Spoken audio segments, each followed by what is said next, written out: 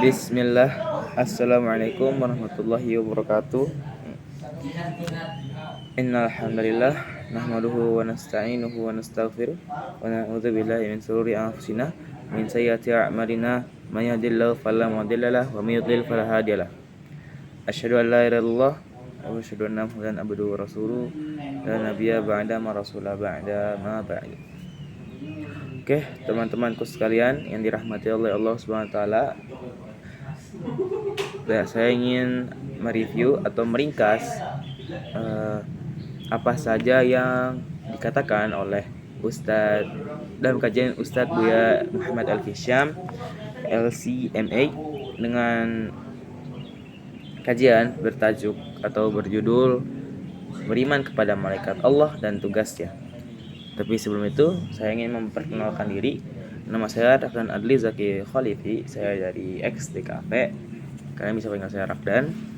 Dan isi dari rangkuman yang saya ingin berikan yaitu yang saya dengar bahwa cara kita beriman kepada malaikat dengan cara bahwasannya mereka percaya dengan bahwa mereka adalah makhluk-makhluk dari makhluk Allah yang diciptakan dan tercipta dari cahaya, seperti di hadis sahih oleh Imam Muslim. Nabi SAW bersabda yang artinya mereka itu tercipta dari cahaya dan juga mereka memiliki sayap, seperti di ayat pertama dari surat Fatir, yaitu Jibril memiliki 600 sayap.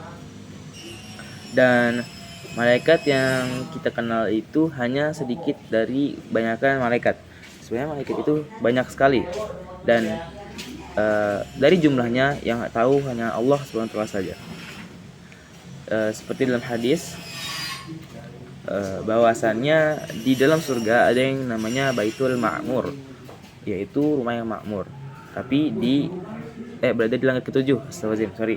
Bukan di surga, tapi di langit ketujuh. Dan setiap hari masuk ke dalamnya 70.000 malaikat, kemudian keluar setiap hari. Dan 70.000 yang masuk ke dalam Baitul Ma'mur lalu keluar lagi, mereka tidak masuk lagi ke dalam Baitul Ma'mur. Jadi bayangkan tiap harinya malaikat 70.000 malaikat masuk ke dalam Baitul Ma'mur lalu keluar lagi. Dan itu dilakukan setiap hari. Bayangkan satu hari di dunia sama dengan berapa tahun di langit ketujuh. Jadi kita bisa membayangkan banyak sekali malaikat-malaikat yang diciptakan oleh Allah Subhanahu wa taala. Lalu dalam hadis Imam Bukhari dan Muslim yang dikeluarkan malaikat yang bertugas ada malaikat yang bertugas di api neraka, dalam api neraka, di neraka maksudnya, dan di malam, dan ada 70.000 pegangan tangan, maksudnya seperti rantai kayaknya. Lalu di setiap pegangan itu 70.000 malaikat yang menariknya.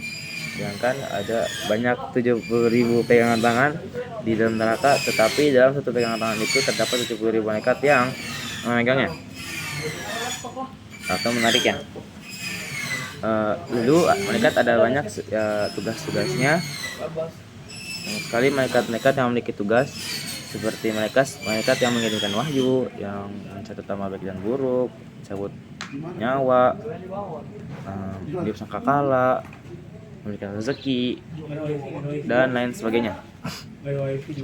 Tapi hanya itu yang kita kenal dari malaikat-malaikat dan tugas-tugasnya. Dan itu seperti kayak Jibril, Malik, Akipatit, Israfil, dan lain sebagainya.